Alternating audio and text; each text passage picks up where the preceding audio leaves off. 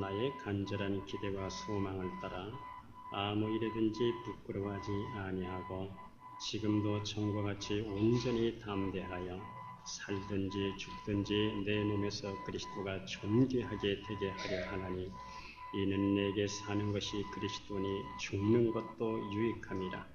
그러나 만일 육신으로 사는 이것이 내 일의 열매일진데 무엇을 택하여 할는지 나는 알지 못하노라. 내가 그들 사이에 끼었으니 차라리 세상을 떠나서 그리스도와 함께하는 것이 훨씬 더 좋은 일이라. 그렇게 하고 싶으나 내가 육신으로 있는 것이 너희를 위하여 더 유익하리라. 내가 살 것과 너희 믿음의 진보와 기쁨을 위하여 너희 무리와 함께 구할 이것을 확실히 아노니 내가 다시 너희와 같이 있으므로 그리스도 예수 안에서 너희 자랑에 나로 말미암아 풍성하게 하려 합니다. 아멘. 정채봉 선생님의 생각하는 동화라는 시리즈라는 그 내용 속에서 콧뚜레가 일을 한다는 이야기가 있습니다. 어느 날 어미소가 2마리의 이 새끼 송아지를 낳습니다. 송아지가 어느덧 자라서 이제는 곱비를 매기 위해서 콧뚜레를 해야 하는 그런 시간이 됐습니다. 그때 이 형 송아지가 하는 말이 주인님, 저는 콧뚜레를 하지 말아 주십시오. 왜? 콧뚜레를 안 하면은 망나니가 될 텐데. 아닙니다. 꼭 콧뚜레를 해야 일을 하는 건 아닙니다. 그것은 전 근대적인 얘기입니다. 제 코에 콧뚜레를 하지 않아도 제가 얼마든지 열심히 일을 할 수가 있습니다. 그래, 그럼 그렇게 하지. 그래서 이 농부는 동생 송아지의 코에만 콧뚜레를 했습니다. 형 송아지는 이 약속대로 콧뚜레 없이도 아주 열심히 일을 잘했습니다. 콧뚜레를 한 이 동생 송아지가 지쳐서 쉴 동안에도 이 형 송아지는 지치지 않고 그리고 쉼 없이 최선을 다해서 일을 하고 달구지를 끌었습니다. 어느덧 이 송아지도 이제는 어른소가 됐습니다. 그런데 이 차츰 콧뚜레를 하지 않은 이 소가 어느 날부터 꾀를 부리기 시작을 하는 겁니다. 마땅히 해야 할 일도 하지 않고 도망을 다니고 그리고 뭐라고 하면은 주인에게 뒷발질까지 하는 겁니다. 그러던 어느 날 이 콧뚜레를 한 이 동생 소가 들에서 일을 하고 돌아와 보니까 이 형님 소가 보이질 않는 겁니다. 주인님, 우리 형님은 어디 갔습니까? 일도 안 하고 늘 꾀만 부리고 그저 뭐라고 하면 뒷발질이나 하고 그래서 도살장으로 보냈지. 이 동화에서 우리가 얻는 교훈이 무엇입니까? 인간은 인간대로 놔두면 참 될 것 같은데 실상은 그게 잘 안 된다 하는 겁니다. 알아서 잘 하겠지. 그게 잘 안 되더라 하는 겁니다. 어느 선교사님이 저에게 이렇게 솔직하게 얘기를 합니다. 목사님, 내가 선교사로 가보니까 이 한국에서 목회할 때는 그래도 성경을 읽고 기도하고 그리고 열심히 참 일을 했는데 선교사로 나가보니까 누가 나에게 이렇게 하라 저렇게 하라 하는 사람이 한 명도 없습니다. 기도 안 한다고 누가 뭐라고 합니까? 성경 안 읽는다고 누가 뭐라고 합니까? 기도 안 한다고 누가 뭐라고 하는 사람이 한 사람도 없습니다. 내 몸을 쳐서 내가 복종시킨다고 하는 이 말이 얼마나 어려운지 제가 이 사도 바울의 마음을 알 것 같습니다. 성도 여러분, 나는 육체의 가시, 뼈아픈 고통이 있어야 된다고 생각을 하십니까? 아니면 나는 그런 것 없이도 얼마든지 잘 할 수 있다고 생각을 하십니까? 사람은 무엇인가 매여야 합니다. 공부도 매여야 하는 겁니다. 사랑이라고 하는 것도 실상은 서로 간에 서로 매이는 겁니다. 오늘 우리가 이 본문을 보면은 바울은 살든지 죽든지 내 몸에서 그리스도가 존귀하게 되게 하려 하나니라고 말씀합니다. 살아도 좋고 죽어도 좋아. 다만 바라는 것이 있다면 내 몸에서 그리스도가 존귀하게 나타나기만 한다면은 나는 그것으로 족하다 하는 겁니다. 이렇게 고백할 수 있는 사람이 누구이겠습니까? 첫째, 그것은 그리스도에게 매여 있는 사람입니다. 성령에게 매여 있는 사람입니다. 우리는 말로 매여 있는 것이라 아니라 삶에서 실제적으로 그리스도에게 매여 있는 것을 얘기합니다. 성령의 매임을 받으면 성령이 나를 주장합니다. 내 생각도, 내 삶도, 내 믿음도 그분이 우리를 이끌어 가시는 겁니다. 성령의 매임을 받으면 그 길로 가지 않으면 견딜 수가 없는 겁니다. 이건 말로 할 수가 없는 겁니다. 설명이 안 돼요. 사도행전 26장을 보면 바울이 베스도가카에게 묶인 채로 복음을 전합니다. 그때 베스도가카가 하는 말이 바울아 내가 미쳤도다. 내 많은 학문이 너를 미치게 한다. 그때 바울은 베스도가카여 내가 미친 것이 아니라 참되고 정신 차린 말을 하나이다. 베스도가카는 성령에 매여 있는 이 바울을 예수 마녀로 봤습니다. 아주 예수에 미친 사람으로 그렇게 이해를 했습니다. 빌립보서 3장 12절에 보면 바울은 내가 그리스도에게 잡힌 바 된 그것을 잡으려고 달려간다고 말합니다. 바울은 나름대로 열심히 노력한 사람이었어요. 그는 예수 믿는 사람을 체포하기 위해서 담에서까지 그 당시에는 아주 일주일이 걸리는 거리입니다. 담에서까지 아주 예수 믿는 사람을 체포하기 위해서 아주 극렬분자로 그는 열심히 했습니다. 그러다가 정오에 길바닥에서 예수님을 만나게 됩니다. 그가 극렬분자라는 이유는 그 당시 이스라엘 사람들은 뜨거운 떼약빛에 낮에는 다니지 않습니다. 아침이나 서늘한 저녁 때에 다닙니다.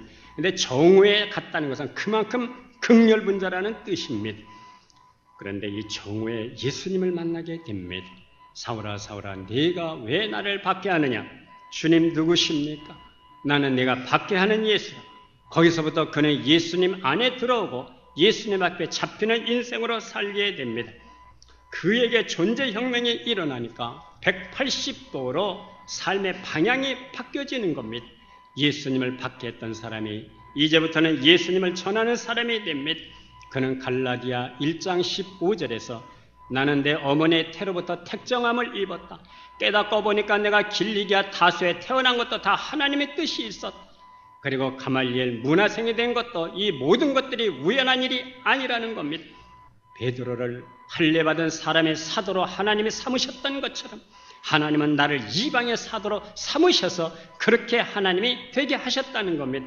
뿐만 아니라 고린도전서 7장 23절에 보면은 값으로 산 것이 되었다고 말씀합니다. 나는 예수님의 핏값으로 나는 팔림몸이 되었다는 겁니다. 이제 그리스도에게 매이고 성령의 매임을 받고 보니까 20절에서 내게 사는 것이 그리스도니 죽는 것도 유익합니다. 내가 살아있는 자체, 내가 사는 목적, 그 자체가 예수 그리스도이라는 겁니다.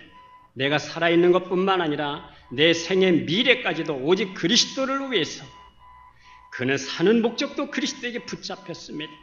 죽어야 되는 목적도 하나님 앞에 붙잡혔습니다. 성도 여러분, 우리가 생존을 위해서 살기도 하지만은 우리가 사는 목적 그 자체가 그리스도에게 붙잡히는 인생이 될 수 있기를 주의 이름으로 축복합니다. 고린도후서 5장 15절에서 그는 이렇게 우리에게 지금도 권면을 합니다. 다 같이 한번 읽어보겠습니다. 그가 모든 사람을 대신하여 죽으심은 살아있는 자들로 하여금 다시는 그들 자신을 위하여 살지 않고 오직 그들을 대신하여 죽었다가 다시 살아나신 이를 위하여 살게 하려 함이라. 이제는 우리 자신을 위해서 그렇게 살지 않아. 이제부터는 오직 그들을 위해서 죽었다가 다시 살아나시고 부활하신 그분을 위해서 산다는 겁니다. 예수님을 만난 사람은 사는 목적도 달라져. 죽는 목적도 달라져. 돈을 버는 목적도 달라지게 됩니다. 살든지 죽든지 하나님의 영광을 위해서 무엇을 하든지 먹든지 마시든지 하나님을 위해서 영광을 위해서 그렇게 살아가는 겁니다. 이제는 내가 목적이 아닙니다. 목적 자체가 그리스도에게 붙잡혔습니다. 사는 목적 자체가 그리스도에게 매여 있습니다. 저번에 미얀마 선교사님이 우리 교회에 오셔서 참 좋은 말씀을 하셨습니다. 개인적으로 저한테 이렇게 물어봅니다. 목사님, 설수경 권사님을 아십니까? 설수경? 글쎄 이름은 생각이 나는데 얼굴은 어떻게 생겼는지 잘 기억이 안 나네요. 설권사님은 목사님 잘 아시던데요. 어떻게 합니까? 장 목사님 멀리서 봐야 멋있다고 장거리 미남이라는 거 그분이 잘 알던데요. 그래요? 그런데 왜요? 그분이 우리 미얀마에 교회 40개를 세웠습니다. 창재권 아십니까? 예, 창재권 집사님 우리 교구였으니까 잘 알고 기억납니다. 예, 그 창재권 집사님께서 미얀마의 교회 10개를 세웠습니다. 집에 와서 그분이 말한 내용이 머리에서 떠나질 않아요. 설수경. 곰곰이 생각해 보니까 어렴풋하게 생각이 나는 겁니다. 왜 생각이 나느냐? 그분이 너무 어렵게 살았기 때문에, 너무 힘들게 살았기 때문에 기억이 나는 겁니다. 산꼭대기에 있는 집을 몇 번 신방을 갔었는데 방이 얼마나 작은지 신방대원하고 다리를 뻗을 수가 없어. 무릎을 꿇고 예배를 드렸던 기억이 나는 겁니다. 말씀을 전했던 내용도 어렴풋하게 기억이 납니다. 아브라함과 롯의 얘기를 하면서 세상에는 두 종류의 사람이 있습니다. 시작은 미약했지만 점점 창대해지는 인생이 있는가 하면은 그러나 시작은 화려했으나 갈수록 쇠하여지고 부끄러워지는 그런 인생이 있습니다. 그 인생은 바로 아브라함과 롯의 인생입니다. 이렇게 산꼭대기에서 이렇게 어려운 가운데 이렇게 멀리 있는 교회까지 빠짐없이 그렇게 충성하면서 나오니 하나님께서 우리 집사님과 모든 자녀들을 존귀한 인생으로 반드시 하나님께서 그렇게 만들어 주실 줄로 믿습니다. 이렇게 말씀을 전했던 기억이 어렴풋하게 나는 겁니다.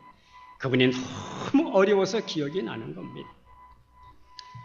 예수를 만난 자는 돈을 버는 목적도 혁명이 일어나게 되는 겁니다. 우리가 살아가는 이 생존도, 이 생존의 모습도 목적 있는 생존이 될 수 있기를 주의 이름으로 축복합니다. 지난 2010년 2월 19일 날 나이지리아 땅에서 아주 영적 대진이 일어나는 사건이 있었습니다.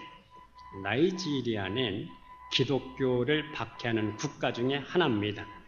실제로 작년 한 해 동안 기독교인들의 가장 살기 위험한 나라가 세계에서 13번째 나라로 유엔에 보고가 됐습니다. 2009년부터 지금까지 나이지리아에서 기독교인들의 약 2만 명이 살해가 됐습니다. 수도 아부자를 중심으로 해서 북부는 이슬람 성향이 굉장히 강합니다. 40%가 인구 전체의 40%가 이슬람 교도들입니다. 그런데 나이지리아의 현직 대통령 굿럭 조나단이 전 세계 사람들이 위성으로 보는 가운데에서 아데보 목사님 앞에서 무릎을 꿇고 세례를 그가 받았습니다.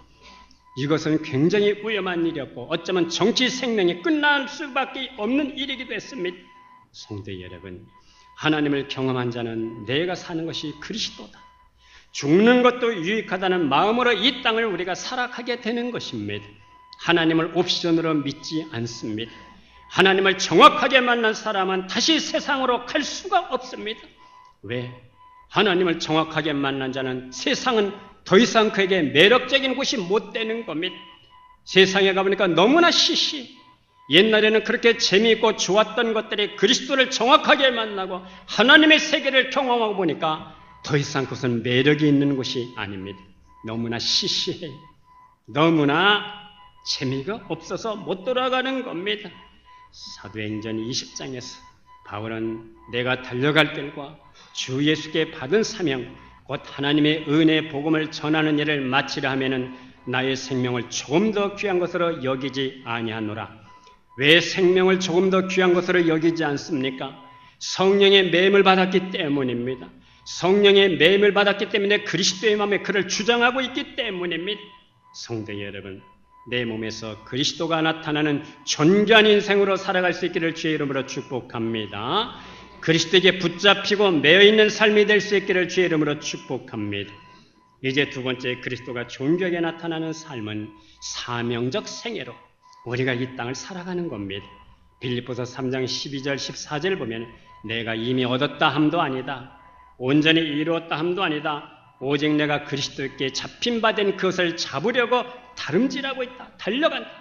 형제들아, 나는 아직 내가 잡은 줄로 여기지 아니하고 오직 한 일즉 뒤에 있는 것을 잊어버리고 앞에 있는 것을 잡으려고 둯대를 향하여 그리스도 예수 안에서 하나님이 위에서 부르신 부름의 상을 위하여 달려가고 있노라. 둯대를 향하여, 둯대가 누굽니까? 둯대는 예수 그리스도이십니다. 둯대를 향하여 그리스도 예수 안에서 하나님이 위에서 부르신 부름의 상을 위하여 달려가고 있다. 사명적 생애로 살아가는 것은 부름의 상을 위하여 오늘 달려가는 존재로 살아가는 겁니다.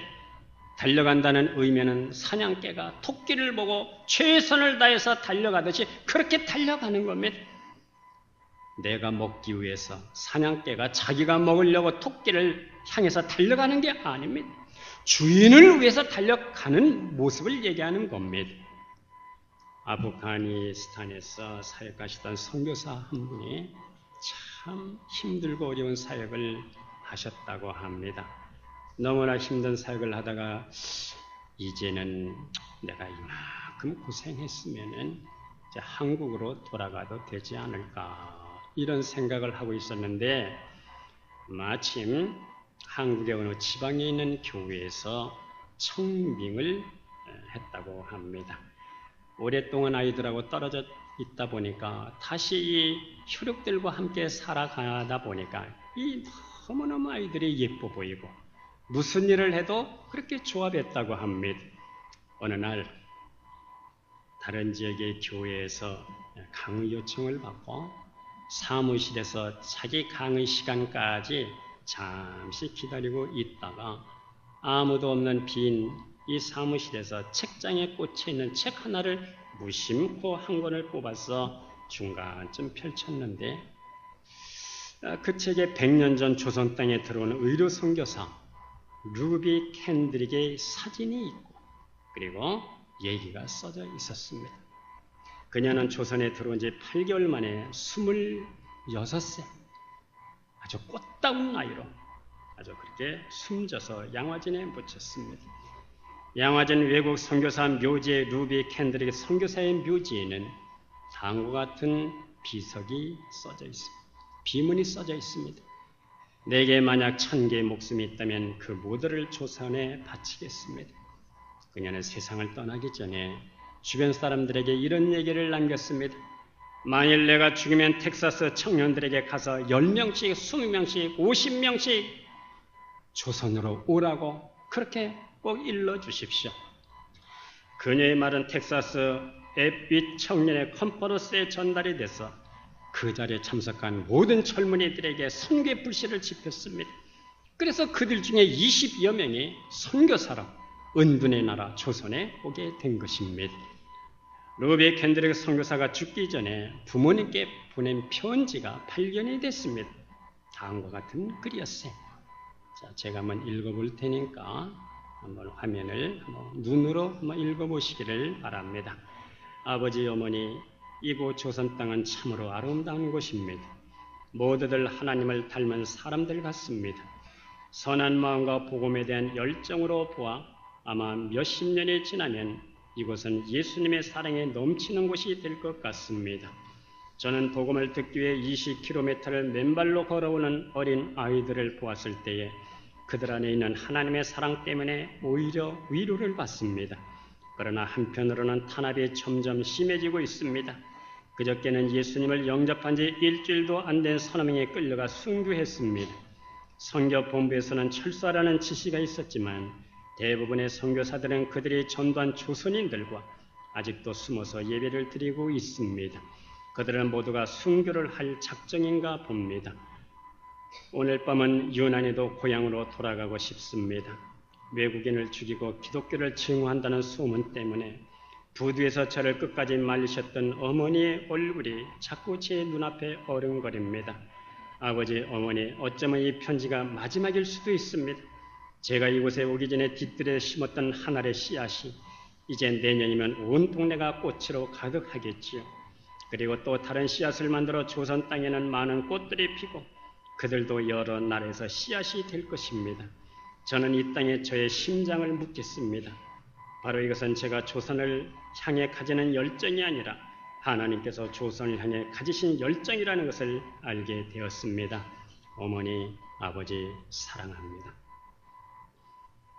강의 시간을 기다리다가 빈 사무실에서 우연히 뽑아둔 책에서 이 글을 읽은 선교사는 주체할 수 없는 눈물이 쏟아졌습니다. 아무도 없는 사무실에서 100년 전에 한 여 선교사의 외침을 들으면서 그는 다시 마음 깊은 곳에서 들리는 주님의 음성을 들었습니다. 얘야, 나를 위해서 다시 그곳으로 갈 수 없겠니? 눈물로 범벅이 된 그는 눈물이 범벅이 된 얼굴로 그는 주님 앞에 무릎을 꿇고 예, 제가 다시 가겠습니다. 그래서 그는 피비린내가 나고 있는 이 전쟁 중에 있는 아프가니스탄을 향해서 다시 비행기에 몸을 실었습니다. 이것이 주님의 음성을 듣고 순종하는 사명자의 생애일 것입니다. 우리 옛날에 이런 복음성 잘 불렀습니다. 이제 내가 살아도 주 위에 살고 이제 내가 죽어도 주 위에 죽네. 하늘 영광 바라보며 날 보라 하네. 할렐루야 찬송하며 주께 갑니다. 그러므로 나는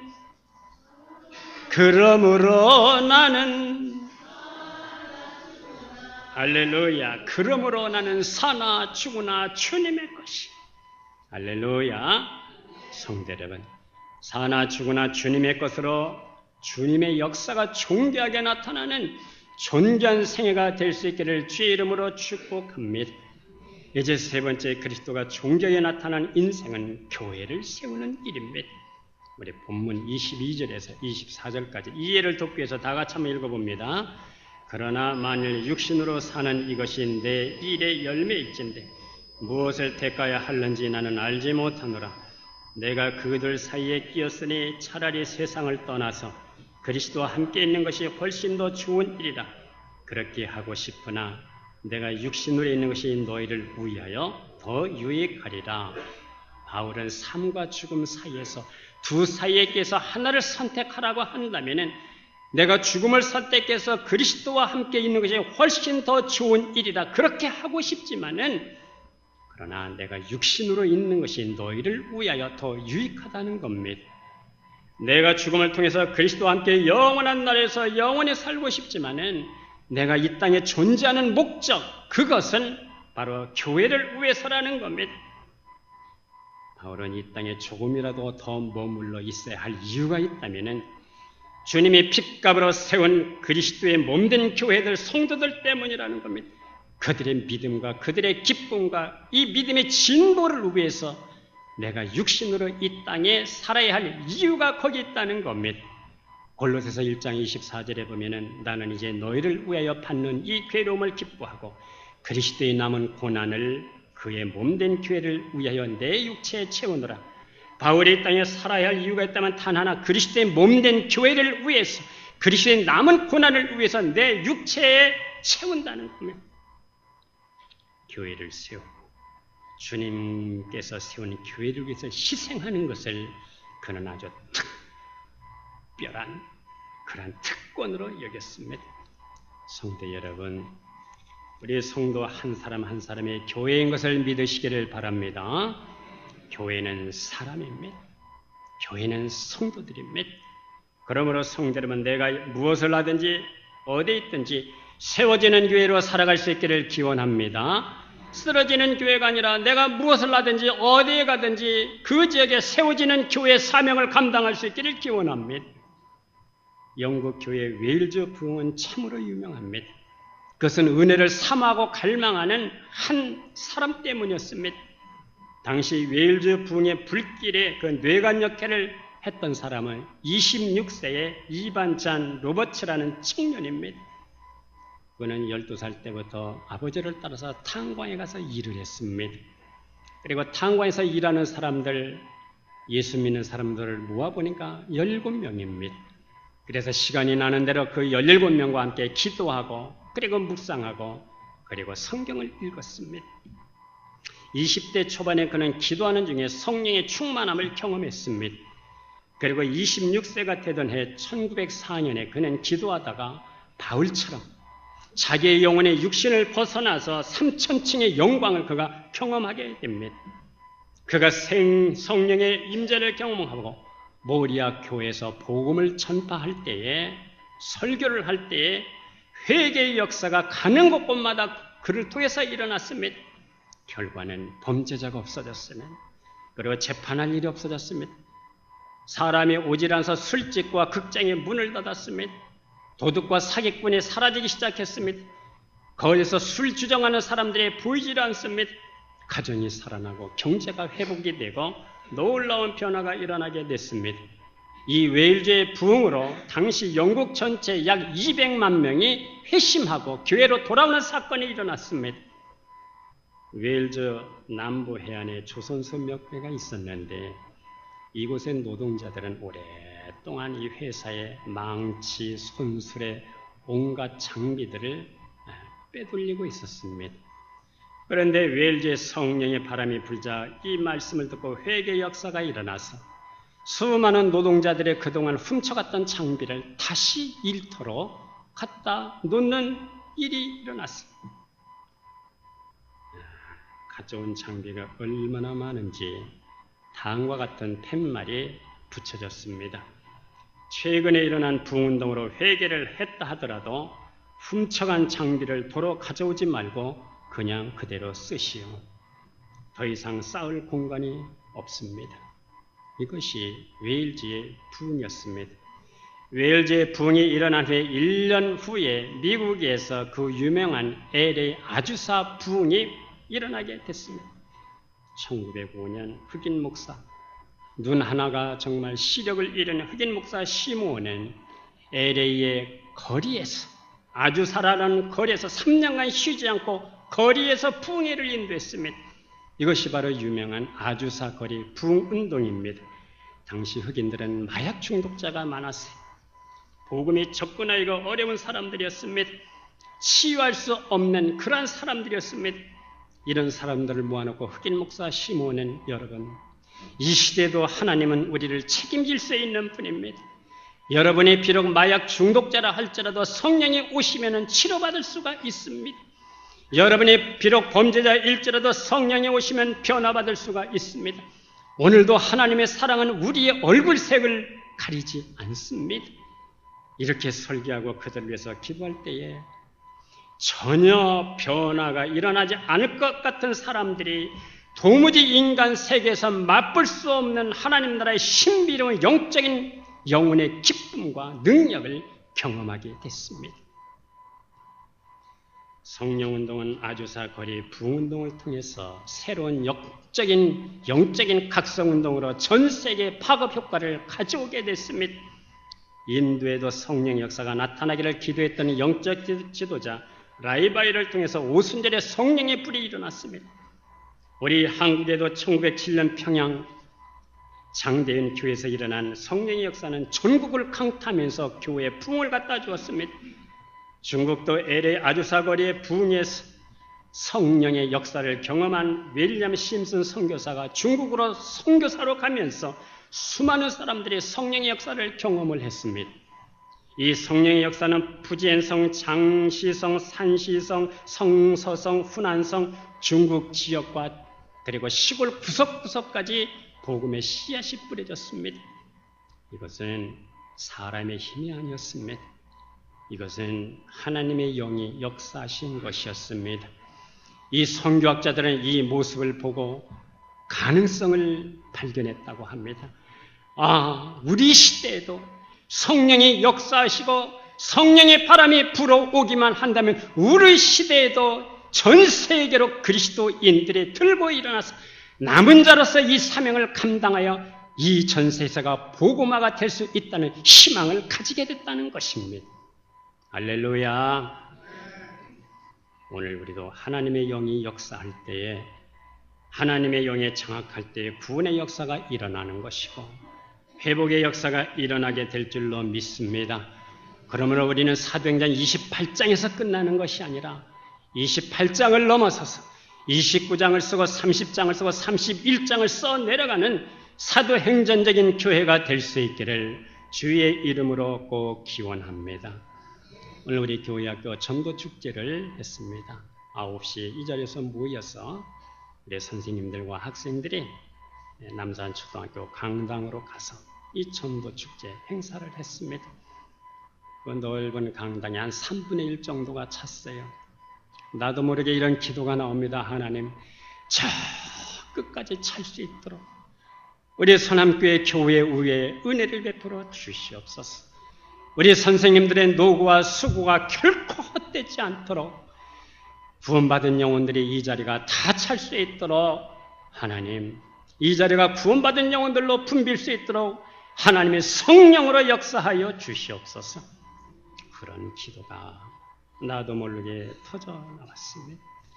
세상을 떠나서 그리스도와 함께 있는 것이 훨씬 더 좋지만은 내가 육신으로 있는 것이 너희를 위하여, 교회를 위하여 더 유익하다고 고백한 이 사도 바울, 살든지 죽든지 내 몸에서 그리스도가 존귀하게 나타나기를 바라는 사람, 내게 사는 것이 그리스도니 죽는 것도 유익하다는 이 절대 신앙을 가진 사람, 그리스도의 남은 고난을 교회를 위해서 내 육체 채운다는 이 바울의 고백, 성도 여러분, 그리스도가 나를 통해서 드러나면은, 존귀하게 나타나면 내 인생이 존귀해지는 겁니다. 할렐루야. 그리스도가 존귀하게 나타나는 교회라면은 이 세상을 향해서 존귀하게 나타나는 우리 서남교회가 될 수가 있습니다. 할렐루야. 그리스도가 존귀하게 나타나는 우리의 가정들이라면은 그리스도가 존귀하게 나타나기 때문에 우리 가정들이 이 세상에서 존귀하게 나타날 수가 있는 줄로 믿습니다. 그렇게 역사가 일어나는 우리 교회와 가정과 자녀들이 될 수 있기를 기원합니다. 기도하겠습니다.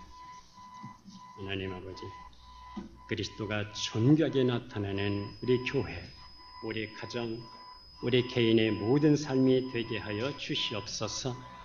그리스도에게 매여있는 우리의 모든 신앙생활 되게 하시고 사도 바울과 같이 사명적 생애로 살아갈 수 있도록 도와주시고, 우리 한 사람 한 사람이 무엇을 하든지 어디에 가든지 교회가 세워지고 신앙 공동체가 세워지는 그러한 축복된 인생으로 살게 하여 주시옵소서.